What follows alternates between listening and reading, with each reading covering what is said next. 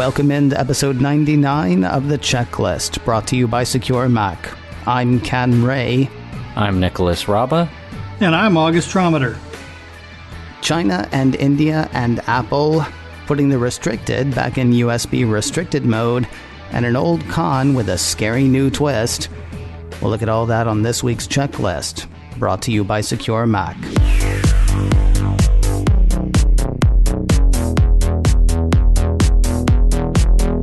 So this thing that Apple said it was going to do, that it's been forced to do, Apple has gone ahead and done that thing.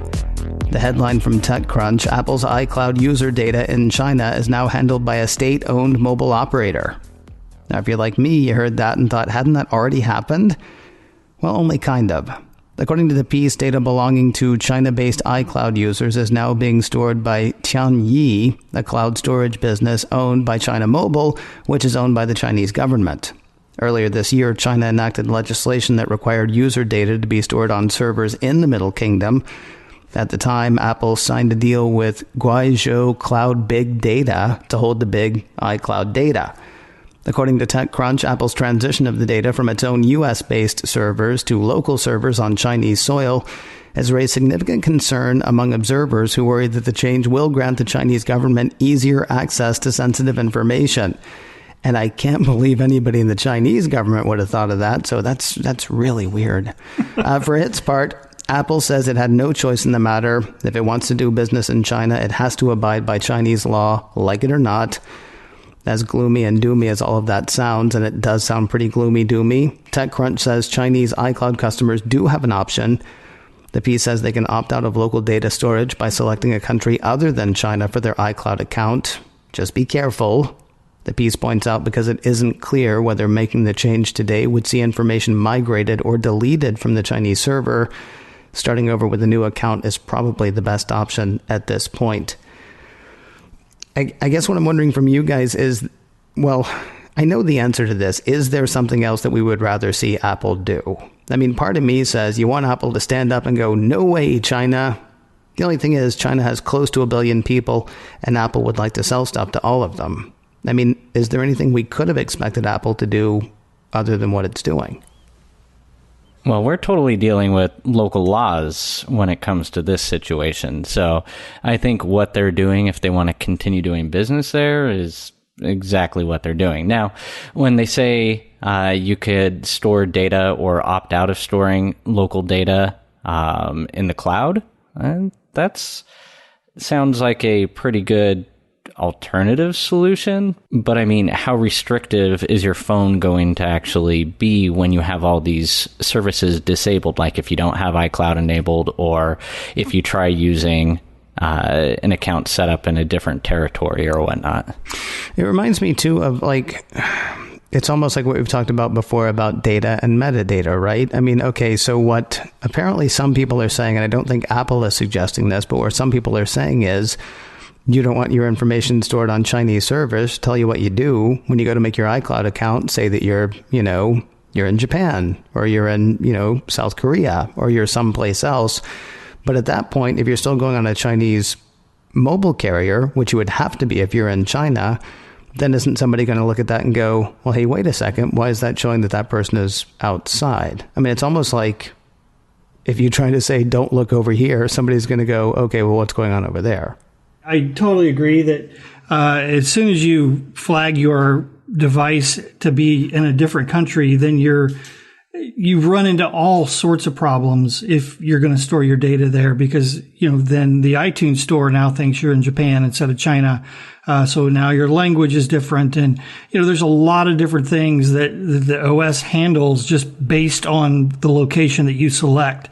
So I think that's sort of an issue, but one of the things that I think Apple's pretty good at is sort of bending to the wills of the powers that be, but at the same time flaunting the authority. It wouldn't surprise me to hear that Apple was working behind the scenes to encrypt everything that goes on those servers, so that sure, they might be on Chinese servers, but you really can't see the data. Now, just having them on Chinese servers is a threat, obviously, but if they're encrypted, it's a lot less of a threat, which I'd be a little more comfortable if that were the case. Let's do a tiny bit of compare and contrast. I found a piece from Engadget as we were getting ready for this show that has Apple, I don't want to say doing battle with or going to war with the government in India, but they are having a bit of a privacy, well, I don't want to say fight. Let's say tussle. Apple is resisting a request from the Indian government, specifically making a particular anti-spam app available through the App Store in the next 6 months. According to the piece, the Telecom Regulatory Authority of India, or TRAI, has introduced a new rule requiring carriers to make sure that customers can install TRAI's Do Not Disturb app on their phones.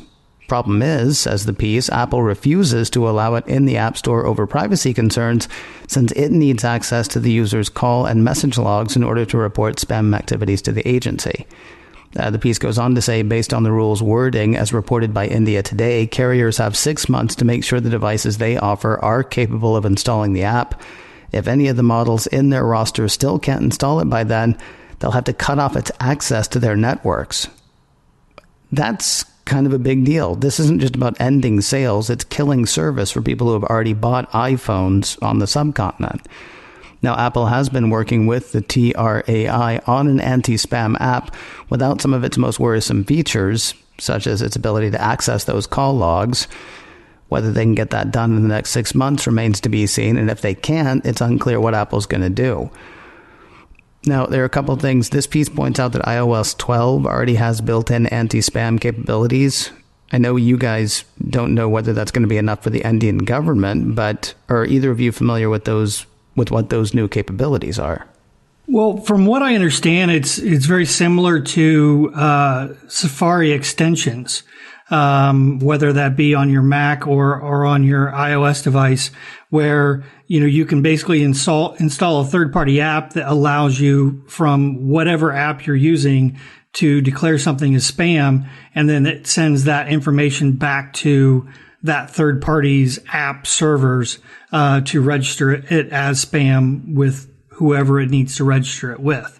So it's a way for Apple to sort of allow spam reporting without having to be the middleman and do that reporting themselves. Over 1 billion people in India, a fraction of whom have purchased iPhones. If you guys were, going to throw down $5 on this, does Apple stand its privacy ground, or does Apple bend and allow the app and maintain access to the 1 billion plus people? Well, we've seen, how governments in different areas are requiring the different hardware companies, software companies to follow the rules. So if it's something that's going to be pushed, they're going to push it, but they may give it more time to do it in a way that, I don't know, is more appealing to Apple? I don't know. Here's the difference in what I'm asking. In China, Apple has sold millions and millions and millions and millions, and I'm going to go ahead and say millions of iPhones, right? and then earlier this year, China says, hey, by the way, all this cloud data, it now needs to be stored here. So Apple's in China up to, at the very least, the waist, maybe even up to the chest, right? Before China says, hey, we need access to this information. It'd be very difficult at that point for Apple to pull just straight out and say, we're done. They're barely in India yet. They barely sold iPhones. And I know they've sold millions of iPhones there, but that's compared to billions of people. I want to say it's 1.3 billion people. They are right now 10 feet past the starting line. Do they go ahead and say, well, we really don't like the fact that you're going to have all this information, but what we really like is access to 1.3 billion people, so tell you what we're going to do. And I understand this is just, we're going to come back in 6 months and see what Apple decided, but is your money on, well, they're going to go ahead and fold because they want access, or they're going to stand strong and everybody in India is using a Redmi or something along those lines? See, what this reminds me of is years ago, before the iPhone, when you would buy your cell phone and it was preloaded with carrier-type applications. Mm-hmm. They'd have their own versions of everything on there, and from all my experiences and use with the iPhone, you don't have that on there. So I have a feeling they're going to keep on pushing for that, not having it on there, but man, it feels like a step backwards for that. But then again, I don't know. Okay. I'm second guessing myself there, Ken. I was going to say, I think that's one non-vote from Mr. Abba. Mr. Trometer, place your bet.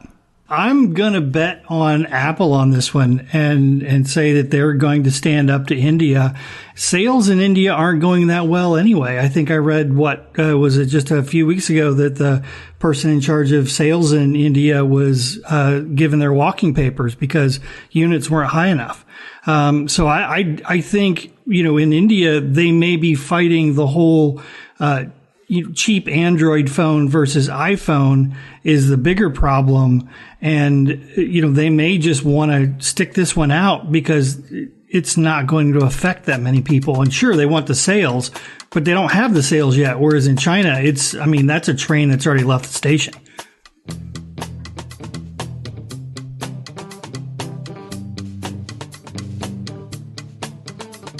Following up on a story we brought you, golly, more times, I think, than we can count over just the past few weeks. The cat and mouse game between Apple and others over USB restricted mode has apparently entered a brand new round. It was just last week that we said, yeah, probably Apple's going to lob it back soon, but I don't think we thought it was going to be this soon.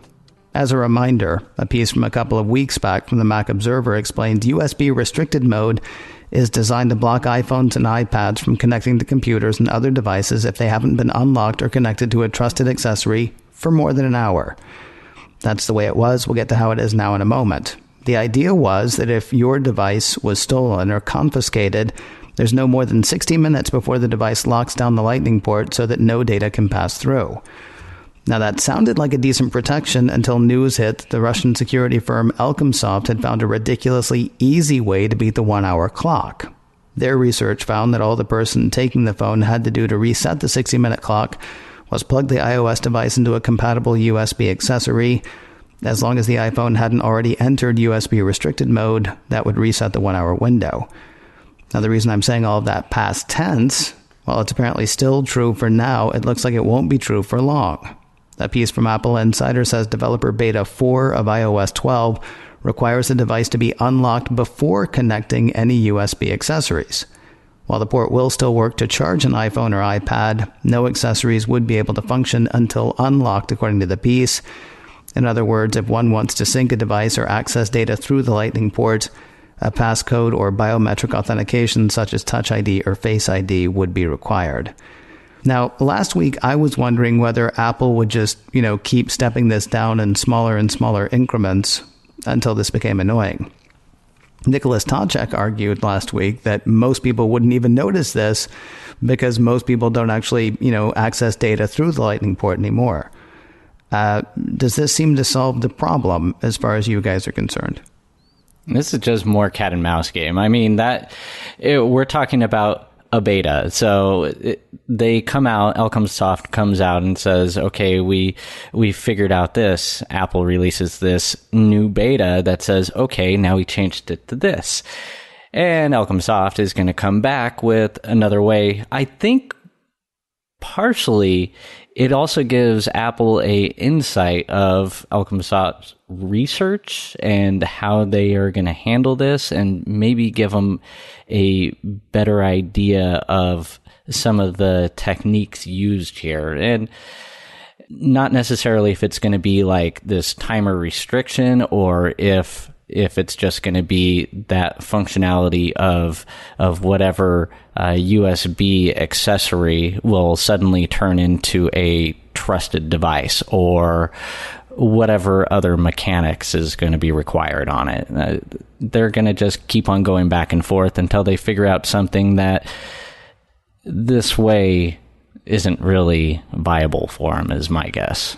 Well, hang on, because I remember what I was asking last week and what got Nicholas Tocek to say that he didn't think most people were going to notice. The 1 hour seemed to be fairly restrictive. I mean, yes, on the part of the good guys, but also on the part of like the average user. Like an hour, having to reset it every hour is not so bad. But it never occurred to me that they would just kill it. So it's like, no, you always have to enter the passcode before you can use the data cable. I figured it was going to go down to half an hour, and then 20 minutes, and then 15, and we would find that place where it became too much of an annoyance for the user. I don't see how the cat and mouse game keeps going this way, because if you remember back to when USB restricted mode started, it was a week. It was a week that USB restricted mode kicked in, and then they changed it to an hour, and now it's here. I mean, it seems like either the cat has won or the mouse has gotten away. Well, as long as you could keep on resetting it via this stage by plugging in the accessory, and then that's no longer a viable outlook when they take that ability away, and then what? Right. I mean, it's not like Elcomsoft is done now. I mean, they haven't said, fair play to you, Apple. Now we'll go make Tetris ripoffs or anything like that. I mean, they're still going to keep trying to do what they're doing, but it feels to me like we've ratcheted this down as far as it can go. The other thing I was trying to remember, and I'm wondering if either of you remember, how long it is between one last used a biometric unlock like Touch ID or Face ID and when that stops working. So I dug into Apple's iOS security guide, which they updated January 2018. And from this guide, they said that there is certain periods that the bio features become deactivated, and you have to use your PIN code. And in that document, it says if the device hasn't been unlocked for more than 48 hours, or the passcode hasn't been used to unlock the device in the last 156 hours, 6.5 days, and Face ID hasn't unlocked the device in the last 4 hours. But just 2 years ago in their guide, it was the passcode hadn't been used to unlock the device in the last 6 days, or Touch ID hadn't been used to unlock the device in the last 8 hours. So they're updating it, they're changing it, and like we talked about, people aren't really noticing the finite details for how long the period is. Like, nobody's going to go like, oh, I guess I haven't entered my passcode to unlock the device in the last 156 hours. Right. We actually went around the table last week, August, and you weren't here for it, so you get to now. We were all using sort of iCloud backup. Rarely is anybody here actually using the Lightning port to transfer data back and forth. Is this something that you would notice if we weren't talking about it? No. The only thing I use the Lightning cable at all for is charging. Yeah, that's about me too. And I think I do actually, anytime I have to take my device into Apple, I do go ahead and make a backup of it that lives on my Mac until I run out of room on my Mac. And then I'm like, yeah, everything's been fine. I toss it. But see, I like the way you think there, but I know you got one of those new MacBook Pros with 4 terabyte of the memory space on it, and you could just store as many backups as you want on it. I have one of those if you have ordered it for me, and it's sitting on my porch now. Otherwise, no, I'm still rocking the MacBook Air that was young when Obama was entering his second term. I would like to to go back to the topic. A couple things that I'd like to point out. One, I'm seeing a very similar behavior on the most recent build of Mojave. So they're taking that across to the laptops as well, which is pretty cool. And the second thing is like, what's the application for this actual security feature? I mean, if somebody steals your phone in like 99.9% of the time, all they're going to do is wipe it and try and sell it. You're not talking about sophisticated people who are going to steal your phone from a park bench and then try and hack to get all your data. So really, this is a very specific use case that they're trying to solve to protect your data. And I think that's pretty admirable to spend all of these resources to, protect that very slim edge case, because most of us will never have to use this type of feature. And I think that's pretty cool.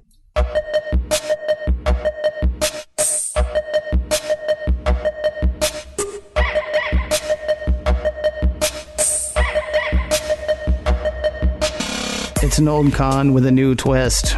An email that's going out to people en masse looking for over $1,000 each. From Krebs on Security. The message purports to have been sent from a hacker who's compromised your computer and used your webcam to record a video view while you're watching porn. The missive threatens to release the video to all of your contacts unless you pay a Bitcoin ransom. Okay, all that's sort of standard, but here's the twist. The piece says the email now references a real password previously tied to the recipient's email address. And that is what makes this scary. Well, that's the first thing that makes it scary. It leads with the sentence, I'm aware that 1234 is your password, except it's not using 1234, it's using whatever password, clever or otherwise, you used to use. And if you've not been careful, you might still be using it. So that jars the recipient of the email, and then come the threats. I actually placed a malware on the porn website, and guess what? You visited the site to have fun. You know what I mean. While you were watching the video, your web browser acted as a RDP, remote desktop, and a keylogger, which provided me access to your display screen and webcam. Right after that, my software gathered all your contacts from your Messenger Facebook account and email account. I made a split screen video. First part recorded the video you were viewing. The next part recorded your webcam. And of course, it's you doing nasty things. It says, what should you do? Well, I believe, and this example from Krebs, well, I believe this $1,400 is a fair price for our little secret. You'll make the payment via Bitcoin to the below address. It, of course, includes an address. And it says, important, you have 24 hours in order to make the payment. I have a unique pixel with the email message, and right now, I know that you've read this email. If I don't get the payment, I will send your video to all of your contacts, including relatives, coworkers, and so forth. Nonetheless, if I do get paid, I will erase the video immediately.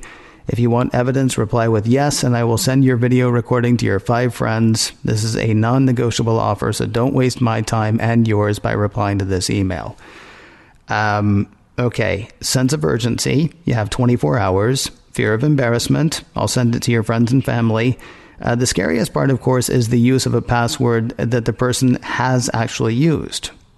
The piece says Krebs on Security heard from 3 different readers who received a similar email in the past 72 hours.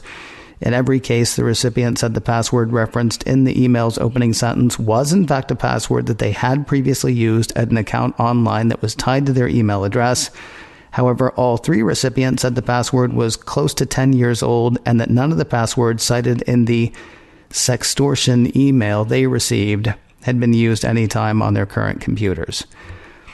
So how are people getting, and I guess I think I know the answer, Mr. Raba, because we've been talking for the past couple of years about, hey, look at that, Panera got hacked and now they've got all these user emails and information and all this, and Yahoo lost, was like, I want to say it was more accounts than there are people on the planet. I know it was in the billions of accounts that Yahoo had lost. I mean, is this all of that coming home to roost? This is all of those breaches that were out there that are just living on server someplace, and people are finally buying and selling the information. Exactly, and people are getting craftier how they're putting together the emails. It's going to social engineering. Like, you now know a little bit of information about this person. You know their password, and that's pretty intimate right there.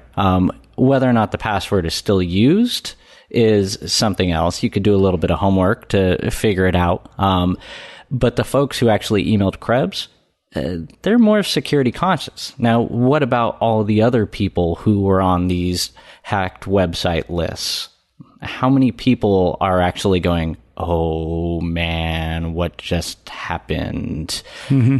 We've talked about the sites before, like Have I Been Pwned, which is a database of accounts that have been hacked. So from there, you're able to put in your email address and see where your email address and password information, what databases they've shown up in. So whether it's Adobe's or Dropboxes or any of the other hundreds of websites out there that their databases have been hacked and dumped and is readily available out there.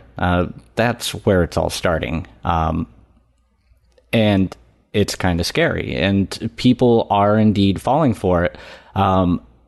but I think a lot of the people who are receiving the emails also go, wait, what is Bitcoin? How do I Bitcoin? How am I supposed to send you money?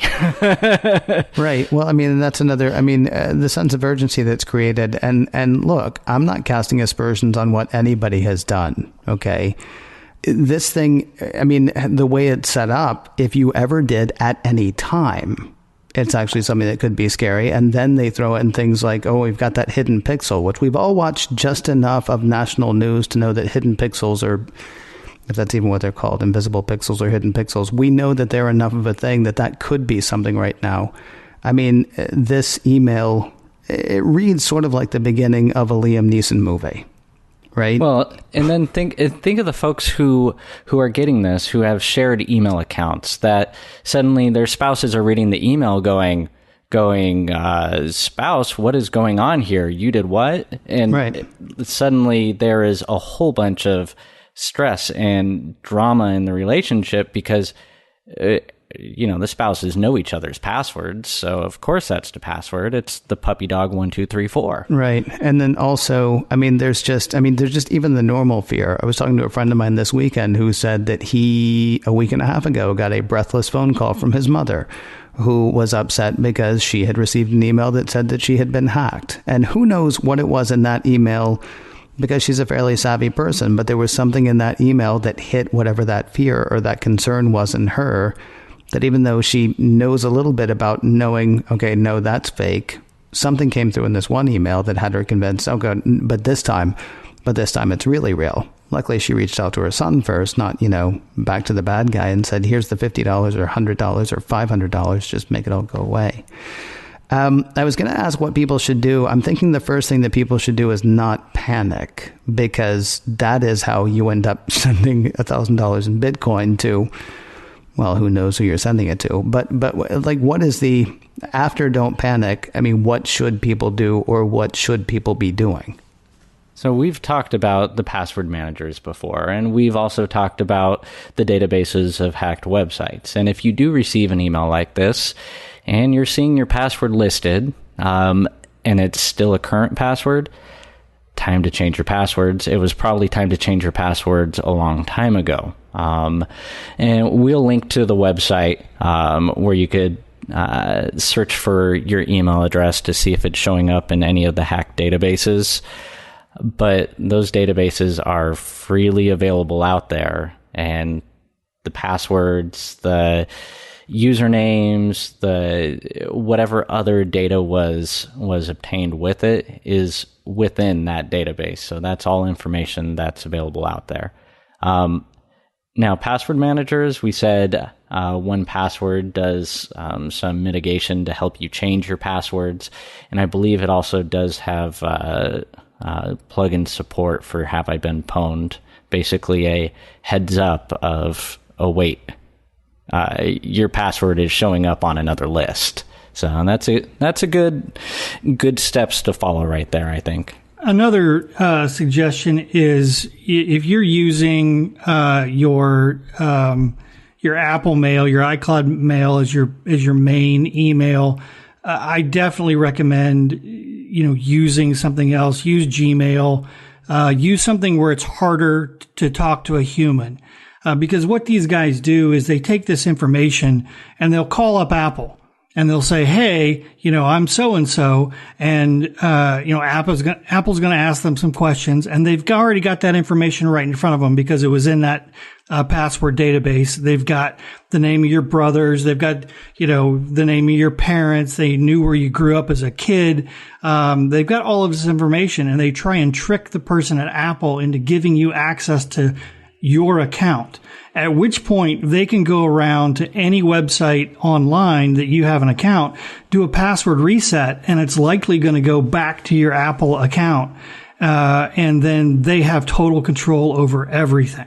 I want to stop you if I could just for 1 second, because I'm hearing Apple, but you're not talking about Apple specifically. Basically, what you're saying is, if you're saying if your email is handled by, I don't know, let's say your phone carrier or your cable company, basically anybody that you can get an 800 number and you could call them, that sort of makes you a a more ripe target, say, for social engineering.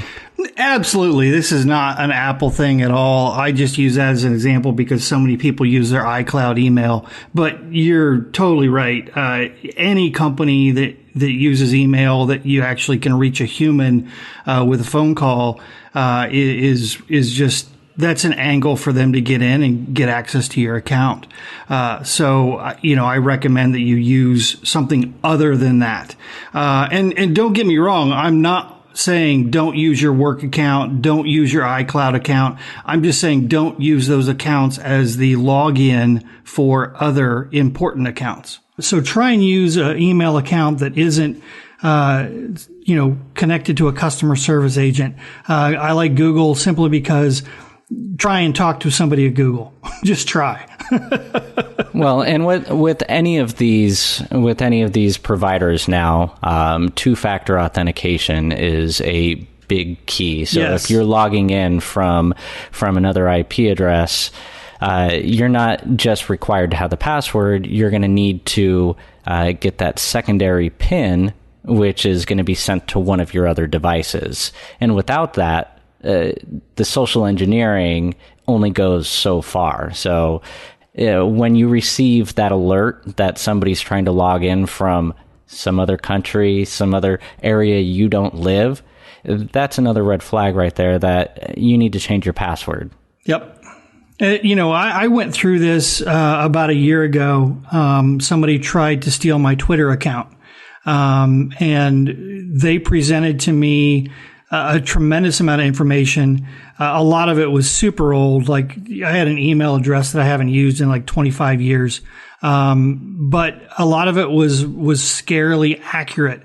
It had the name of my father's wife's daughter and her email address and her passwords. It was really crazy, the depth of information that they had. And one of the things that I did they obviously picked the wrong guy because I follow best practices and all that. But I even took it to the next level and I went and I got a Google Voice phone number. And now for all that two-factor authentication and anything where I give somebody, like Apple, for example, my phone number, I give them the Google Voice phone number, which then forwards to my regular phone because, it's that phone number isn't published anywhere. The Google Voice phone number is not published anywhere. Whereas my own phone number, you can find it just by typing my name practically. So you mean not yet it is. Yeah, exactly. Yeah, we can check back in 3 to 5 years on what we should do for. So your Google Voice phone number is in the yellow pages, which apparently in my headcanon will be a thing again one day. There are a number of terms that just came up actually in our discussion. I know we've done shows about two-factor authentication. I don't have that right in front of me, unfortunately, or which number that was. Social engineering is another one that I know we've done whole shows on. There are two that I was able to track down because I knew we were going to head this direction. Checklist number 27 came out in March of 2017. Steps to take when you suspect a malware infection, which I want to say tied a bit as well into when you suspect you've been hacked. If not, I apologize. I got a website for you to go and find more information in a moment. The other thing, though, just way back at the beginning of the checklist number 8, October of 2016, password do's and don'ts. We talked about best practices for login and password security, including using a password manager. Lots of stuff there on passwords, which of course is where a lot of this, it's where a lot of this gets really scary. As always, we've just begun to cover a lot of the stories that we've hit here. If you'd like to know more about any or all of them, if you also want to find those shows I just mentioned or check out the other topics I mentioned as well, there's a website to do that. It is SecureMac.com/checklist. You'll find notes there for today's show. You'll find notes there for shows we've done in the past. Just tons of information waiting for you. SecureMac.com/checklist. If you have a question you'd like to ask or a topic you'd like to hear us hit, our email address is checklist@securemac.com. That address again is checklist@securemac.com. And if you can't remember that, please do remember this. You're listening to The Checklist, brought to you by SecureMac. And we'll talk to you next week.